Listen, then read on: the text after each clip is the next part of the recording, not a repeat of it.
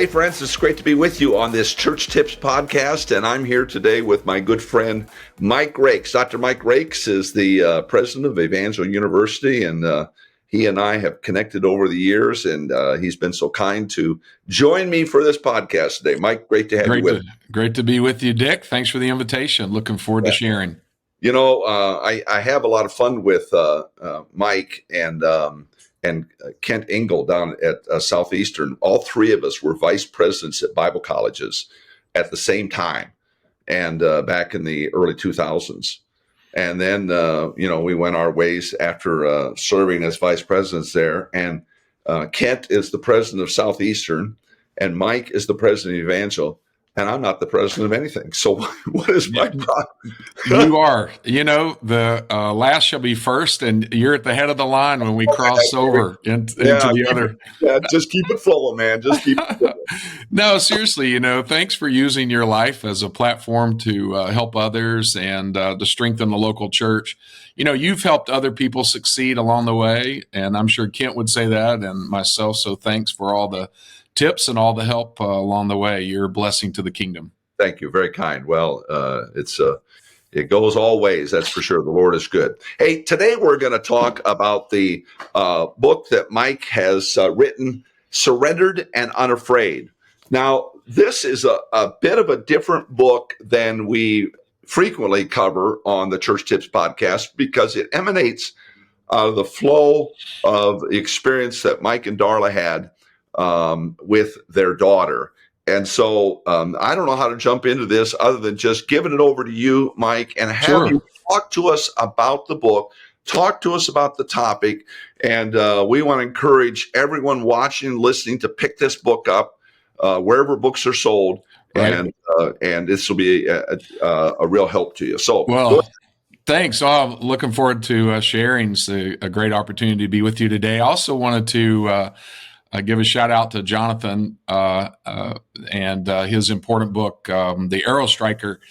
Just basically an important voice, that next generation, anything I can do to support the next gen. And, he's just calling people to live a more deliberate life every day. So excellent book, and followers of Jesus to kind of live with zest and gusto. And, so he happens to be a graduate, CBC.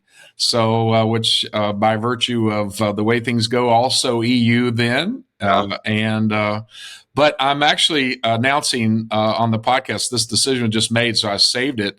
But here's a few lines. The Office of the President would like to inform you, Jonathan, that your book, Arrow Striker, has been selected by the Office of the President team to be presented to all religion graduates at next year's Religion Baccalaureate service.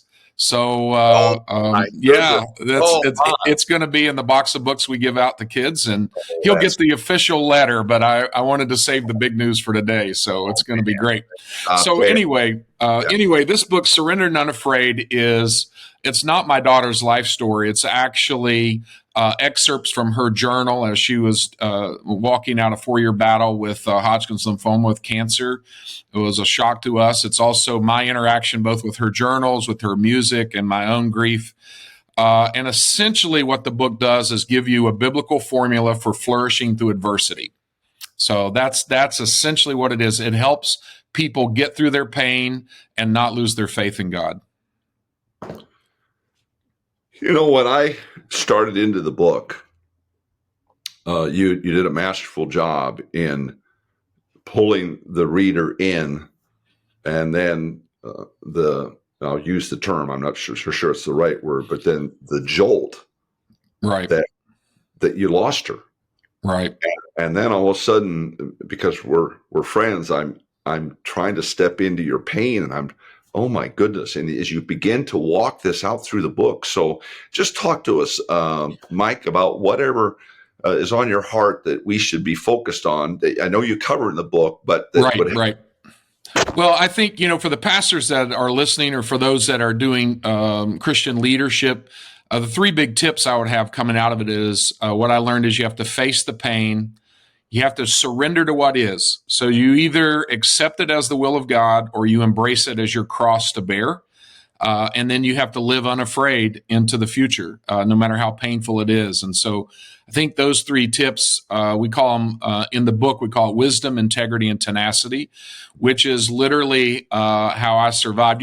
Having pastored for so many decades like I did hundreds of funerals. I mean, I helped parents bury their children and had no clue until you're sitting on the front row listening to "It Is Well With My Soul" when it's not well with your soul. You have no idea what people are going through. And this book, I think, would help pastors and staff just kind of enter into really the theological discussion of how can I be charismatic, believe in miracles, when God didn't give me what we want, or we prayed for a miracle. So what we say is, what I say in the book is, faith is not what you use to get what you want. Faith is what you have to have when you don't get what you want. And I just kind of unpacked that. I unpacked the verses where I misquoted God. I thought God made certain promises, like if children obey their parents and don't rebel, which Whitney didn't. So she got cancer at 24 or 23, passed away at 27. But her whole life, even as a teenager, she just had lived devoted to God. She was our worship pastor at the church. So it was very, very hard to take that hit and keep one's faith, So that's what the book helps somebody do. Somebody that in your church is suffering and going through something. This is a great book to share with them. Well, you've broken it up. The book, I'm going to say, you don't call it an easy read because of the topic. It's not, right? It's not. But so you have to be very methodical going through. But your chapters are reasonably short, so you're able to capture those nuggets. Is there any of those chapters in particular you want to highlight or just bring to the forefront? Yeah, I think, each of them I wrote as standalone chapters. So you can just randomly pick it up and read wherever. So in one of the chapters, I talk about, I don't know how I missed it as a pastor, the idea that God's chosen people now have a wailing wall. They stand up and roll little prayer requests and stuff them in the wall. That sometimes when you're praying to God, it feels like you're praying to a wall. Yeah. And I don't know how I missed all the suffering stories in the Bible. Like almost everybody that we interact with and talk with has gone through just some horrible things in the scriptures, stories in the Bible and those around us. So, Dick, I'd say it this way: suffering is what we have in common with humanity. So we'll be better at kingdom work when we kind of approach it from that standpoint. Yeah. Oh, that is so good. Even just reviewing the way you concluded the book, a great statement here. If I can just read this here as he begins the conclusion, statement from Witt. I set my eyes on you and not on sickness, not even the solution. Eyes on you, listening for the voice I know so well, ready to follow. I will follow where it leads, surrendered and unafraid. And it's unbelievable.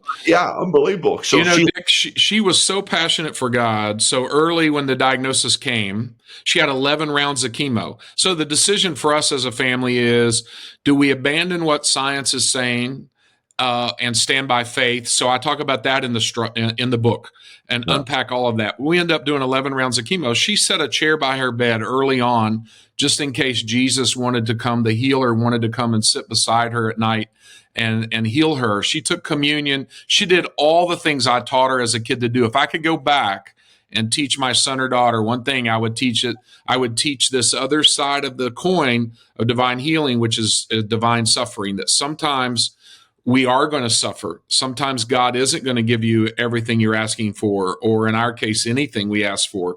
Even her own suffering as the cancer moved into the bone and everything, we didn't see God's help. We didn't see the easing of pain. We didn't see. And so sometimes in charismatic faith anyway, we get the double down folks. You double down like, by God, I'm not going to. And I just decided I was going to tell the truth about this and fight my way to a charismatic Pentecostal faith that quote by Whitney, we don't focus on the miracles that God does. We focus on God himself. Yeah. talk to us a little bit about wit.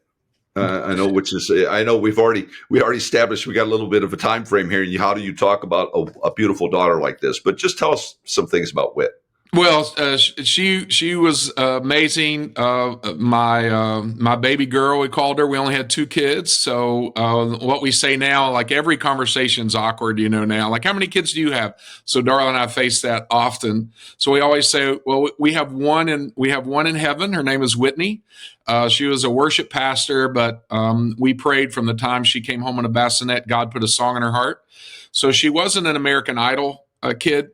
She was this poet and just had all of these great one-liners. And so so we called her Wit because she had a quick wit. So when we were going on vacation, she would start it. We would start quoting movies, back then, Disney movies or whatever. We're quoting one-liners, and whoever could stay the longest kind of won that. But the wit is what I took to the book, which is wisdom, integrity, tenacity. It's kind of the secret to getting through kind of what you're going through. And I will say, Dick, what I learned, of course, having 2 doctorate degrees, and I had just 1/3 of the Psalms are lamenting. And the word lamenting was a little distant for me, a little too sanitized. It's actually complaining. 1/3 of the Psalms are writers complaining to God about some circumstance, something God didn't do. So I can't sing the song, He'll never let you down, He'll never let you down, because He did let me down. So that doesn't work. But here's what I've come to, Dick, and maybe this is kind of how you can head toward the wrap up. But the resurrection of Jesus is everything.